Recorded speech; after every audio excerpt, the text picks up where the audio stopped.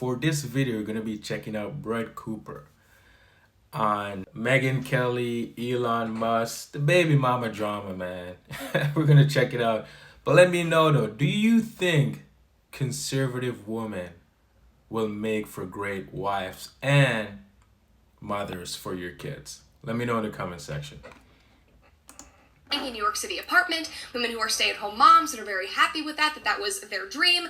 This tweet, my friends, this X post, whatever we're calling it now, this was a direct response to Ashley St. Clair and the whole Elon Musk baby daddy, baby mama drama that was going on, and it was more of a conversation on not sacrificing your values than anything else, whatever those values might be, and that makes this tweet applicable to anyone. And she explained this context later that day on her show. Just take a listen. This woman is accusing Elon of impregnating her and not, I guess, negotiating with her on the care of the child, or at least not to the point where she's happy with the negotiation. All I can think as I look at this is your life is the way it is because you decided it would be.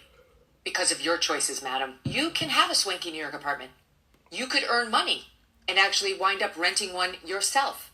You could also find a man who wants to marry you and raise children with you and who won't have other women in his life at the same time. All of this is available to you. You do not have to make a choice where you try to bang the billionaire to get his baby so that he'll put you up in some lavish New York City apartment and take care of you for the rest of his life and then be shocked when he doesn't actually want to have a relationship with you. And the only way you can maybe get him to respond to you is via tweet. I'm sorry, but again, you made choices. They were very bad ones. I mean, listen, some people don't like Megyn. Megyn did not miss here at all. This was completely factual. I say it all the time. Your life is your fault, and that doesn't have to be a negative thing. And right now, Ashley St. Clair is dealing with the consequences of her own actions. Now, she has a beautiful new child, and she's trying to protect this child, but there are consequences to her actions. And what Megyn was trying to say is it didn't need to be this way. She had a career. She was very well connected. I'm sure she was around a lot of men. She could have found somebody who wanted to marry her and raise a family with her like she tweeted about for years on end, but that's not how it worked out. And instead, she now has a child with a man who historically, very publicly, has never committed to anyone. Ever. Like, it's very, very public. You probably knew that going into this situation. And so this tweet that everyone got so riled up about is specifically calling out the fact that she allegedly got this expensive, swanky apartment paid for, that she's being seen and photographed in all of these fancy clothes, like head-to-toe Balenciaga is what I've heard, that she acquired that by having a child with this billionaire who won't commit to her, or anyone else for that matter. And obviously, not being able to contact the father of your child is awful and messy, especially for this innocent child. But this man's history with dating and relationships and parenthood is well on display. And as Megyn says, I'm sorry, but this was a choice. And she is also saying, in addition to kind of, that subtweet, that dig at Ashley, she is also saying, women and Ashley, this is not the only option. You have other choices. And Allie Beth Stuckey, who is a good friend of mine, and she is one of the biggest Christian conservative female podcasters and mother, is living proof of that. And so I asked her for her take. Take a listen. You don't have to sacrifice your morals and jump at the opportunity to get in a sexual relationship with a powerful rich man just because you want to be rich. And I'm not saying that was necessarily Ashley's motivations. I don't think we know that for sure. But I think she was trying to say, women, if you want money and you want the ritzy apartment, this is not the way to do it. And it could be possible that you get all of those things one day. Now, another great example of this type of woman that you guys might know is Brittany Martinez Hugo Boom, who is the founder of EV Magazine. She also runs 28 Wellness, which is the hormone tracking and period tracking app. And she is married to this man that she is deeply in love with, that she has been with since they were young. And she had this idea for a more traditional women's magazine. She wanted this health app because there wasn't anything like that on the market. And she found a way to pursue something that she loved and that she was passionate about and build it with the person that she loved, while also being a mother and being very engaged in their life and also finding massive success. And she didn't have to compromise her values in order to do that. And she's not the only example of that. I have so many examples in my personal life on all different scales of success and different lifestyles and different things that they're pursuing. But the common denominator is that they are living in accordance to their values and they're not compromising that at any turn. And finding success, obviously... Okay, let's pause it here for a bit, because clearly Brett Cooper here thinks you can have it all. But before we touch on that part of this video, we're gonna go back to what's her name, Megan Kelly, weighing on baby mama drama, da da da da.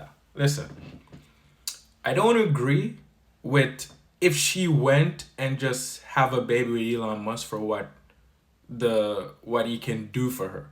And she went in the situation, already know what the situation is.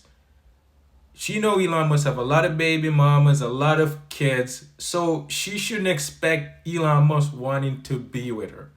She already know that. She already knows. You think she didn't pre-plan this? You think she didn't go into thoughts? But guess what? Her thoughts tricked her. She got tricked. She's like, oh, I'm gonna have a baby with Elon Musk and I can change him. What the? Not gonna happen. You can't change a man. And a baby is not gonna change him either to let him settle down with you. Maybe some man actually. Actually, some man this will be good with some man, but come on, man. That's Elon Musk. That's not gonna happen. Right? And I mean, she said, oh, you don't have to, you can go and work and do it for yourself. I agree and I disagree, because if you're a woman and you're not married, of course you should work, because how are you going to take care of yourself or pay your bills? Totally agree with that. But as a woman, when you get married, what is your job now? What is your job?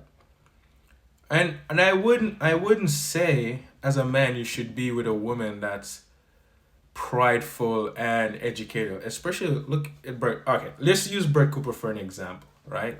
You think if she get married, cause she totally agree that you can have it all. You can have the family, you can have the kids, you can have it. Guess what? I can have a family, I can have a big business, I can run it and still have kids and be there for the kids. Not feasible. Definitely not feasible.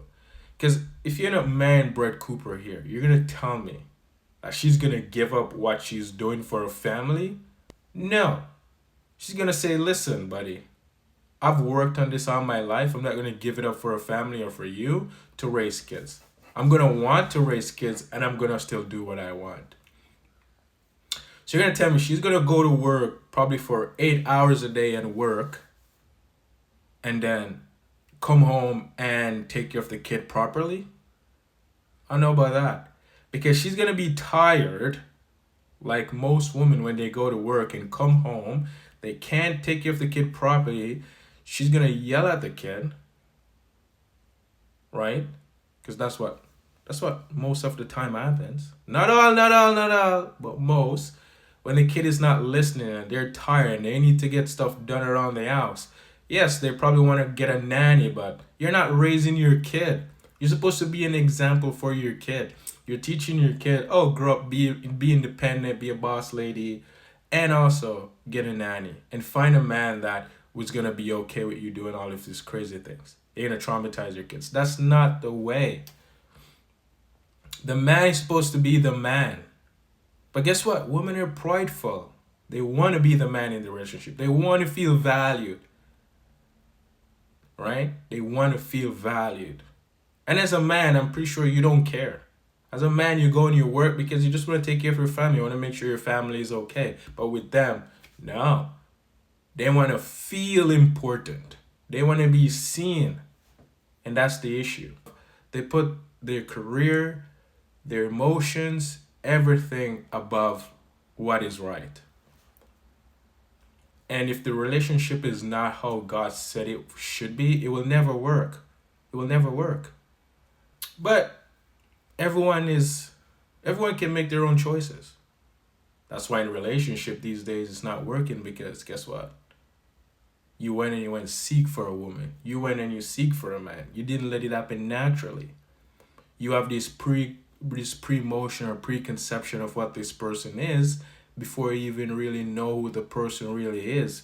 And now, because you as the woman tell the man this is what you want, and you the man tell the woman this is what she wants or what you want, you have to live up to that standard, which you'll never be able to live up to that standard. That's why when you get married now, she's like, this is not the person I thought you were, when she found out. And then you found out she's not the person that she said she is or what you wanted.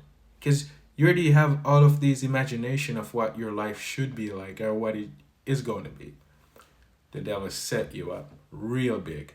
And now guess what? Now you're fighting each other to get what you want out of each other. And the relationship is not going to work. That's why most relationships end up in divorce. Because you got set up by the devil. Thoughts, man. Thoughts. Does not mean having the lavish, swanky New York City apartment. It can be anything, and that's different for everyone. That is up to you to decide. But that, again, is what Megan is saying. You can find that success that you want and not compromise your values when it comes to the things that mean the most to you, like marriage and family. You can get the expensive apartment or the nicer house or the great job and not do it through child support. You can get social clout and higher social standing or more opportunities without sleeping your way there, which is what people are alleging that Ashley St. Clair did. So again, not trying to beat a dead horse here, but you can achieve your dreams and build the life that you want and simultaneously not compromise your values without compromising your belief in traditional family, traditional marriage. And in my mind, this point that Megan is making, is a very clear and objectively good statement for anyone to hear. But as you guys obviously saw from that New York Post article, many did not see it that way, and many thought that she was parroting this idea, this very left-wing feminist idea, that women can and should have it all. But where did that even come from, and what does that mean? I think we need to understand that before we can circle out to this argument. Now that term, women having it all, can you have it all, was popularized in 1982 by the longtime Cosmopolitan editor Helen Gurley Brown. And she wrote Probably a a book feminist. entitled Having It All, Love, Success, Sex, and Money, which was basically instructing women at the time how to succeed in the workforce and still balance it all, how to have great romance and a sex life and make all the money and, climb the corporate ladder and do all the things because she was the Cosmopolitan editor. So that is kind of where this term You romance your woman? What a beta male. Beta!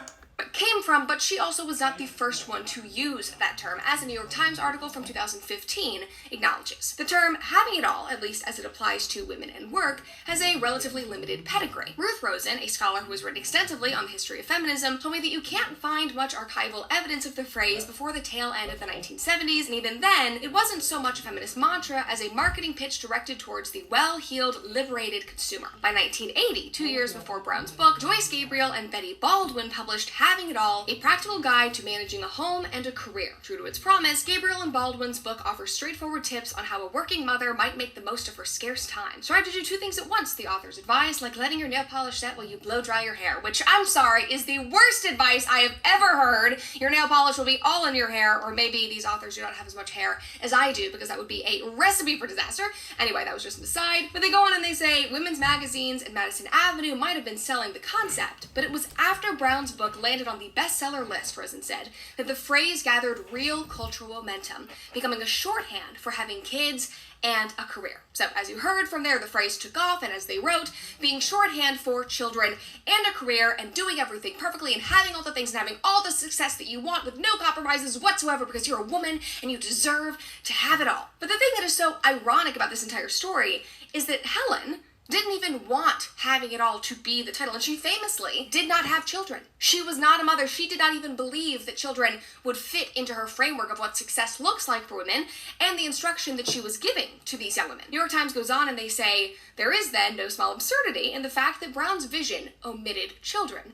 Only 6 of the 462 pages of Having It All mention them, and Brown has a hard time disguising her suspicion that children aren't so seamlessly integrated into her program. Admitting her own lack of first-hand knowledge on the subject, she quotes several of her time-starved mother friends as authorities and sounds mildly flummoxed that anyone would willingly undertake such an endeavor. Here we go. This is where it all came from, ladies and gentlemen. This is the beginning of the end of girl bossing. That's where it all started. Quote, isn't that a hard sell if you ever heard one? So it's so funny to me because this whole ideology, this whole girl boss push, the things that my mom dealt with in the 80s that she had to push back against when so many of her friends and her siblings were gawking at her for being a stay-at-home mom, for saying, yeah, I don't really know if I want this career, I just want to be a mother. This ideology is what she was pushing back against. And it's so ironic because we know it to kind of include motherhood and be about balancing motherhood, but it actually excluded motherhood from the get-go, and we sort of just assumed that it would fit in, which only set up women for decades of problems, in my opinion, because from there came the belief that women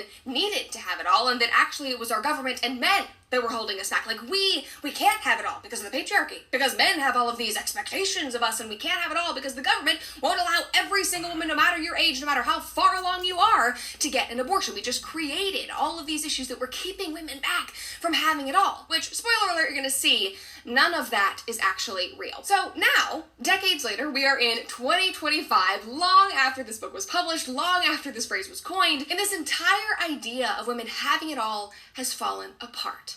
We know now that it was a sham. This is one of the reasons why so many women have turned their back on feminism. I mean, the feminists are no longer marching. I literally, when I was putting this episode together, I had to look up and even see if there was a women's march that happened over Trump's inauguration, because there has been no outrage whatsoever. I mean, they are... How can they march? How? Guess what? Price of everything have skyrocketed. Everything is more expensive now. Wouldn't it be foolish if they go and like, yes, we can have it all now? No, most women need a man now to help them pay the bills and take care of them. Any guy got sucker in a relationship now is a beta. are defeated. Women are tired. They have lost their gusto. They are not interested in this girl boss rallying cry anymore. You know, lean in feminism has been expended. It's done. From what I know, there's a lot of women on the internet crying like, oh, it's so expensive. No man is approaching me. I need a man. All of it. But let's see. That's why these trad aesthetics and creators like Ballerina Farm are going viral, because women want something different. It is a response to what began in 1982, and women are done. They're exhausted. They're looking for something else. They want something different because they know that this having it all idea isn't real and it doesn't work. And all this has done has breed a generation and a type of woman who is anxious and angry and resentful and entitled and not fulfilled in the slightest. Which was expertly summed up in this piece by Christine Hassler, who is a motivational speaker and an author, because after years of trying to do it all and believing this lie and feeling less than for not being able to, she said that she learned that by... Listen, Brett Cooper is talking a lot, which is crazy. This is too much. Believe that women shouldn't try to have it all and that they're not entitled to that and that it doesn't work, but that they should only focus on being in the home, being in the kitchen, being a wife and mother, because that is what is morally and biblically right. These are the types of people who look at creators like me and Megyn Kelly and even Allie Beth Stuckey and say that we are the lingering results of feminism, that we are still a net negative on society because we are women who work. And I obviously... I mean, she's not married, is she? Wait, she has a ring on. I don't know. But if she's married, why are you working, Brett? Why are you working? I brought that up to Allie Beth because she deals with that a lot, especially on X, and this is how she examines that and responds to this. There is a subset of people on the right who would say that women should not be fighting culture wars at all. They should not have any work that takes them outside of the home. That means that they're an undercover girl boss feminist that is leading everyone else into girl boss feminism. We're talking about words. We're not talking about physical prowess. When it comes to talking, that's actually something that women traditionally are pretty good at, and something that it What the? is that God can equip women to do at particular time. So I'm not out there trying to wage any wars. I am trying to use to the best of my ability one of the capabilities that God has given me, and to steward that well, to say something that is true and hopefully to give him glory. And I think all women and men are called to do that in a variety of ways. And Bruh, what? Listen, man. I tell you, anytime you listen to the woman, you're going to suffer from it. Every time. Who did God make first? I'll let you guys talk about that in the comment section. The man in his own God likeness. And then the woman was made from the man. The woman was meant to serve the man. And the man was meant to serve God. And by that, God passed them wisdom and knowledge to the man, and he passed it to the woman, and the woman passed it to the kids. These women are here working and justifying it. But everyone can still do what they want, man. You have your own decision to make. And if If you're single, of course, go and work, because how are you going to pay your bills? You can't. But if you're married, why you out here? Why you out here working? Sounds like your man cannot control you. It sounds like you're not gonna listen to him. And if if that's so, it's his fault. It's the man's fault for not truly seeing the woman for what she is. Right? And the way you will see a woman for truly who they are is by seeking God. Don't go seek a woman, because you go seek one, you're gonna get what you don't want. If God see fit for you to need a woman or want a woman, He'll give it to you, and it will happen naturally. She'll come in your life and fall in your life naturally. The role that she should be playing, be a helpmate, not out here working and not being a homemaker and take care of the home and be able to raise a kid properly. How is she gonna raise a kid properly when she out here working and being stressed? How? And traumatize your kids. How? But they want it both. They want it all. I clearly disagree. I clearly disagree with that standard, because it's not the standard of God. So how is it going to work? It will never work. As Allie Beth brought up just a couple seconds later, it is actually a very new idea that women should solely focus on being in the home or being in the kitchen. Men and women have contributed to their same household economy through a variety of ways for a really long time. I think it's actually very new, this idea that in order to be a Proverbs 31 woman or a biblical mom, that literally only means being in the kitchen. I think being in the kitchen is great. I love all of it. I love domestic things. But having the home and the family being the center of the family economy doesn't always just mean cleaning and cooking. Now, if you guys have been watching me for a while, then you probably know that I was not raised in the most religious home. I was not raised in the most Christian home, but, Allie Beth's point makes a lot of sense. And so, after talking with her, I made my way on over to my Bible to take a look. And it's ironic that so many of these people online, these critics of women, these critics of me and Allie Beth and Megan Kelly and all the other women that you see and that you might listen to, that these critics use Proverbs 31 to instruct women on their place in the home and out of the public sphere, because it seems as though they miss the part where the Bible says that the woman, the wife, considers a field and buys it out of her earnings, and she plants a vineyard. She sets about her work vigorously. Her arms are strong for her tasks. She sees that her trading is profitable and that her lamp does not go out at night. At another point it reads, her husband is respected at the city gate, where he takes his seat among the elders of the land. She makes linen garments and sells them and supplies the merchants with sashes, and that she speaks with wisdom and grace, and that she is respected by the community. She is not just contributing to her home and her family, but she is contributing to the community at large. And that is what Allie Beth is arguing that a lot of these people are missing. And so basically, I love how she went into the Bible and just took two verses. She didn't read the entire Bible. She just took two part of the verse that, back up her part of what she's doing. Amazing. That doesn't, what, you still need to understand that you're still under the man. You're there to help him. Help him. Not go out on your own and do what you want. He can oversee what you're doing. Of course, I'm like, okay, you can do that, But if the man tell you not to do it, are you going to listen? Are you going to be like, no, I'm going to do it hard way, how I see fit? The argument that I am now making in this episode with you guys What a mess. is that basically it seems like everyone seems to have these ideas and the opinions on what the perfect life is for women in 2025. I mean, the left has parroted one idea for years at this point. We are all well accustomed to it, and it didn't work. Women were not fulfilled by trying to juggle it all, but primarily focusing on their careers, and this idea was pushed and started by women who actually didn't want to have families in the first place. So obviously, The reason why is because you don't have God in your life. That's the reason why. You're focusing on the wrong thing here, Brett Cooper. Wrong thing. Are you seeking after the truth? Are you seeking after God? Do you have peace? Do you know what love is? You're going into even a relationship without knowing what love is. Will it work?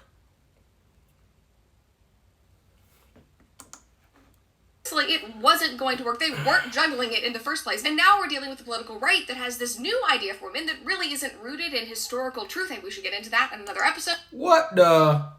That could be interesting, but it's also an idea and a structure that is not attainable for many women, especially in this economy and in this dating landscape. And also, in Allie Beth's mind, she says that this is pushing a standard that Jesus himself did not set. Take a listen. The online trend of saying that in order to be a biblical woman, your life has to look like this specifically. It has to look like this aesthetic, this kind of homesteading, this many hours at home. These kinds of jobs are okay, but these kinds of jobs are not okay. The outlines that are not in scripture. I think that places a burden on women to reach a particular standard that Jesus did not set. But if you truly look at Jesus's interactions with Pharisees, the problem wasn't that they were too religious or that they were too holy, but it's that they did not understand the heart of God's law. They cared too much about the outward appearance and these arbitrary standards, some of which they had come up with themselves that were completely outside of scripture, and God wanted them to understand the heart behind his principles. A lot of what I see in this trad world is really only about the superficial, and that's never going to change someone's heart or life for the better.